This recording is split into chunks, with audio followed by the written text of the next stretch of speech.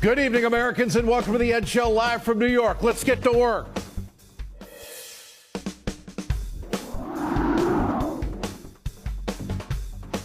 I would do something differently than the president. Drill, baby, drill. Imagine with me for a moment. Immediately get every obstacle out of the way for our export of oil and gas. It was Paul who was chosen. My positions are very, very clear. He's the prophet. He's the smart one. I would begin drilling in every possible and conceivable place. Every possible and conceivable place. Now's when you chant, drill, baby, drill. I drink it up! You know, I guess I would just say that everybody has their own style.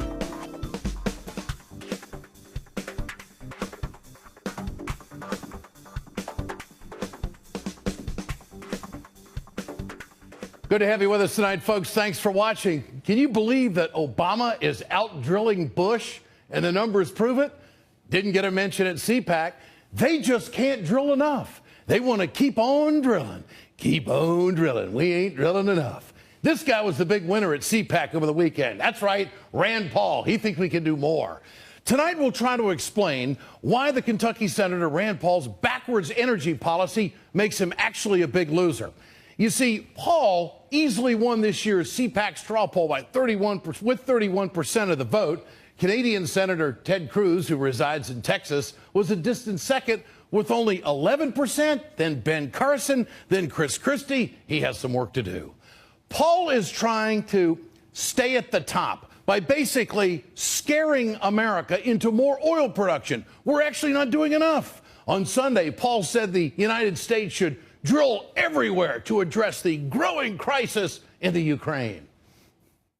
I would do something differently than the president, is I would immediately get every obstacle out of the way for our export of oil and gas. And I would begin drilling in every possible and conceivable place within our territories in order to have production that we could supply Europe with if it's interrupted from Ukraine. Are you kidding me? Do you really believe that, Senator Paul? Do you really think that if we go into the Teddy Roosevelt National Park in North Dakota, that all of a sudden Putin's going to take notice and say, holy smokes, we better change stuff over here on the other side of the world?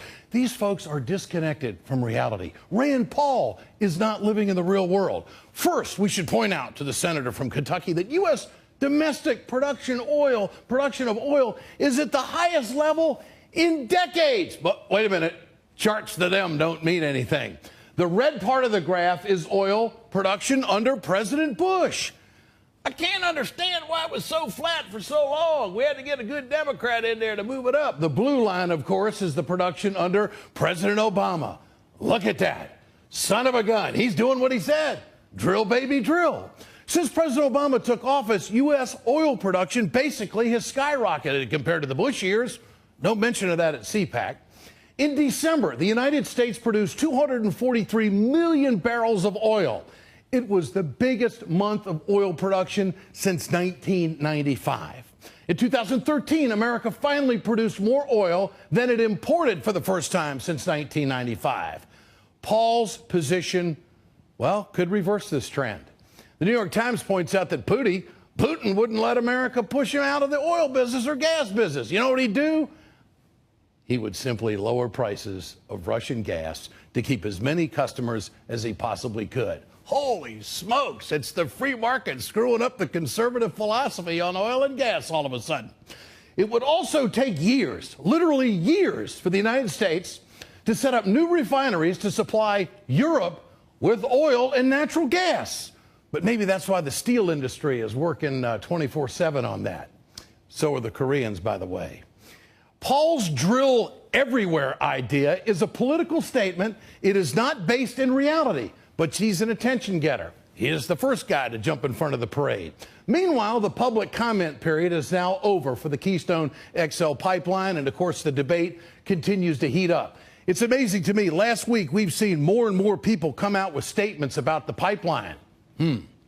On Friday, environmental groups hand-delivered over 2 million comments opposing the pipeline to the State Department. We delivered more than 2 million comments that people wrote over the last month to tell President Obama and Secretary Kerry that the Keystone XL tar sands pipeline is not in the national interest and must be rejected. It's not 200. It's not 2,000. 2 million comments.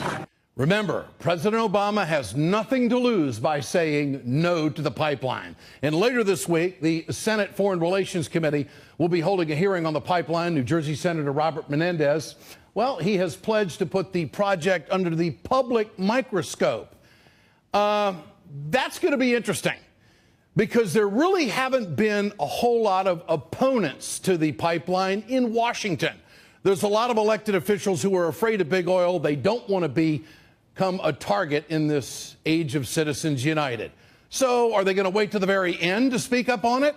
Now, there's a few, and there's going to be a big shindig tonight in the Senate. But where do they really stand on it? And why only 28? We know where this guy stands on the pipeline. We know exactly where he stands, which is interesting. Rand Paul doesn't want the National Security Agency looking through your cell phone or listening to you, but he's all about a multinational oil company putting a pipeline in your backyard because they got eminent domain. Talk about hypocrisy. Rand Paul wrote on his website, "My plan would also approve the construction of the Keystone XL pipeline. I have consistently and repeatedly voted to allow this project to proceed." Americans, don't you find that a little bit interesting? I thought all these Tea Partiers were all about the Constitution. I thought they were all about sovereignty. I thought they were all about states' rights. I thought they were all about the ownership society and don't get in my way. I own it. I'm going to do whatever I want. And here's Rand Paul saying, yeah, multinational oil company, just take that pipeline right on through America, do whatever the hell you want to do. There is no way Rand Paul can call himself a libertarian and support the Trans-Canada takeover of private property or cash whipping everybody through the heartland. It doesn't add up. Senator, where's all the sovereignty talk? Where's all the liberty and the rights and the freedom and the Americanism of all of this? It's in his back pocket. It's a calling card from Trans-Canada. This is what we want. Turns out, Rand Paul, he's no different from the rest of them. Get your cell phones out. I want to know what you think. Tonight's question: is Senator Rand Paul a hypocrite or a libertarian? Text A for hypocrite. Text B for libertarian. To 67622. You can always go to our blog at ed.msnbc.com. We'll bring you the results later on in the show. For more, I want to bring in E.J. Dionne of the Washington Post. E.J., great to have you with us tonight. Good to be with you, Ed. What's happening here? Is Rand Paul's position based in reality? It's rather politically confusing. He says one thing, yet supports something else. Well, you know, I would like to say that raising the minimum wage would solve the crisis in the Ukraine, but I don't think anyone would believe me. And I think that what you're seeing here, and he's not alone in this, is that a lot of people who were for a policy before the Ukraine crisis are trying to figure out how can they make a case for this policy using the Ukraine crisis. And that's what Rand Paul and a lot of other people here are doing. They're saying that this drill policy, it's the Palinization of the Republican Party, this drilling policy that they were for all along is now just the ticket to get the Russians out of Crimea. I mean, that's absolutely outrageous that they think that if we announce that we're going to be drilling in some new areas, that somehow it's going to affect Vladimir Putin and his position with the Ukraine. Do they actually believe what they're saying? And the notion that you can, as you pointed out, on the whole export issue, that we can turn this around tomorrow morning and start exporting a ton of energy to Europe in time to affect this. But I think Paul is up to something else, which is that his non-interventionist foreign policy is not popular in all parts of the Republican Party. Yeah. And talking about drilling is a way to say something very popular in large parts of the party without really having to talk much about foreign policy, Russia, Ukraine. It's just all about oil. It would seem to me that Rand Paul would be standing with these landowners down in Nebraska, saying that they have constitutional rights to say no to what's going to be put on their land. We're not hearing any of that. I mean, isn't it hypocritical for Paul as a libertarian to support a multinational corporation that wants private land? Well, especially if they use government, if they use eminent domain to get that private land, that violates what a lot of libertarians say about using government to give up land for private purposes. But I think this fight over Keystone is very interesting, because I think a lot of people, and you've reported on this, a lot of people have been surprised at how many very loyal Republicans in states like Nebraska are very uneasy about this. Now, the truth is, nobody particularly wants pipelines going through their neighborhoods or their land. But I think you're right to draw this link between a certain kind of conservative libertarianism and folks saying they are against Keystone because they just don't want this impingement on their lives or their land. E.J. Dionne, great to have you with us tonight. I appreciate your time. Thanks so much. I want to bring in Michael Brune, who is the executive director of the Sierra Club. Michael, good to have you with us tonight. 2 million comments delivered against the Keystone XL pipeline. What kind of impact do you expect this to have? I think it'll have a big impact. 2 million comments. That's a lot of people who feel strongly enough about this issue to actually take a stand and to fight against the pipeline. You know, the oil industry has millions of dollars to try to sway public opinion.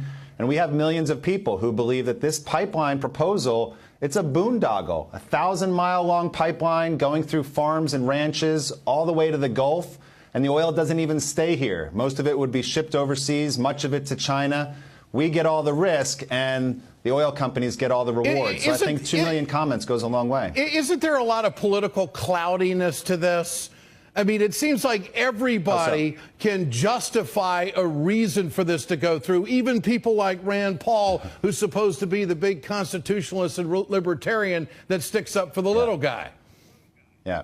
Well, remember, this is a fight that's been going on for about 5 years. So people have had a long, long time to sharpen their talking points and to get their justifications out. Well, but in the end, it's just a pipeline coming from a dirty source of oil. And the question is, do we want to put billions of dollars into more oil infrastructure, or should we start to make a turn towards clean energy that creates more jobs and doesn't create all of this pollution at the same time? You were testifying at the hearing on Thursday.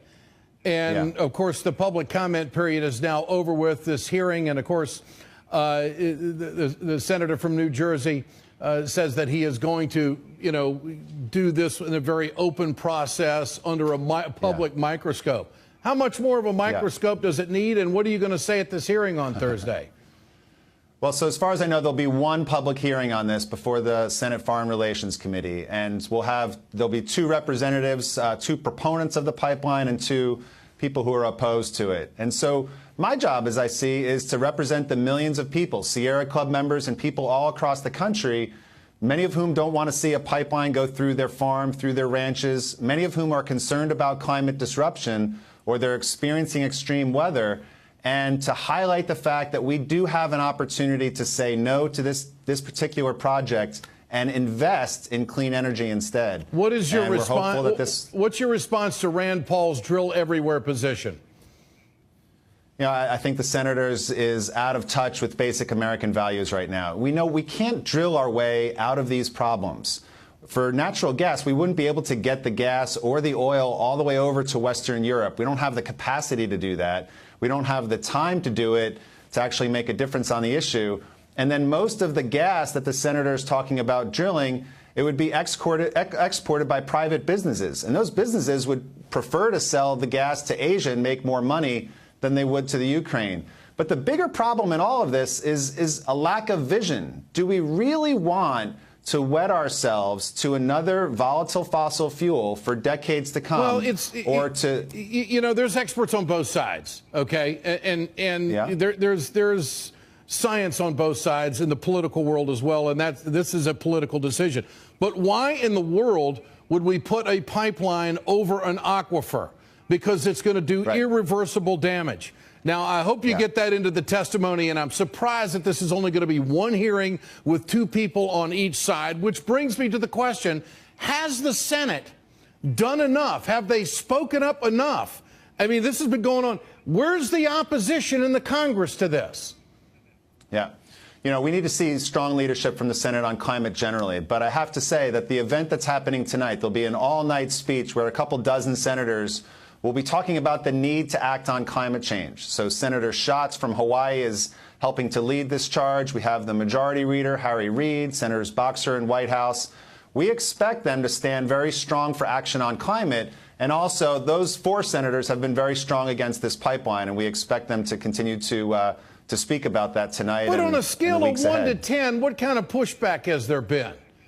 You know, pushback. I mean, well, there doesn't sound like there's too many anti-voices there. It seems like they're in the 11th hour now. They're going to do a little stay up all night, eat pizza, and talk it over on the Senate floor. I mean, come on.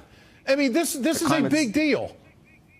It is a big deal. It is a big deal. But I think, to be fair, it's great that they're having the session tonight. It's very good that there'll be a hearing on Thursday. And there's a lot more that the Senate can and should be doing, both on Keystone, but more particularly on climate generally. We need to see stronger leadership. All right, Michael Brune, good to have you with us tonight. Thanks so much. We'll be watching the testimony later this week. Remember to answer tonight's question there at the bottom of the screen. Share your thoughts with us on Twitter at Ed Show and on Facebook. Always want to know what you think. Coming up, conservatives are twisting the meaning of civil rights in a new attack on New York Mayor Bill de Blasio. The Rapid Response Panel weighs in on the fight for public education. But first, the battle to unionize continues for Volkswagen workers in Chattanooga. Lansing Mayor Virg Bernero joins us next as Volkswagen sides with the workers. We're right back.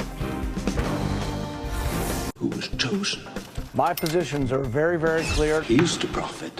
He's the smart one. I would begin drilling in every possible and conceivable place. Every possible and conceivable place. Now's when you chant, drill, baby, drill.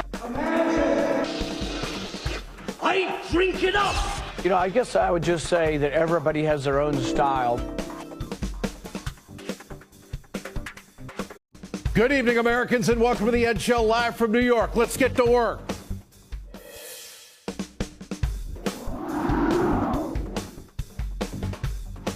I would do something differently than the president. Drill, baby, drill. Imagine with me for a moment. Immediately get every obstacle out of the way for our export of oil and gas. It was Paul. That's right, Rand Paul. He thinks we can do more. Tonight, we'll try to explain why the Kentucky Senator Rand Paul's backwards energy policy makes him actually a big loser. You see, Paul easily won this year's CPAC straw poll by 31% of the vote. Canadian Senator Ted Cruz, who resides in Texas, was a distant second with only 11%, then Ben Carson, then Chris Christie. He has some work to do. Paul is trying to stay at the top by basically scaring America into more oil production. We're actually not doing enough. On Sunday, Paul said the United States should drill everywhere to address the growing crisis in the Ukraine. I would do something differently than the president, is I would immediately get every obstacle out of the way.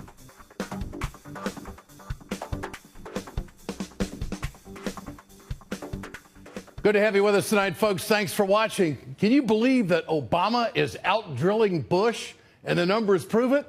Didn't get a mention at CPAC. They just can't drill enough. They want to keep on drilling. Keep on drilling. We ain't drilling enough. This guy was the big winner at CPAC over the weekend.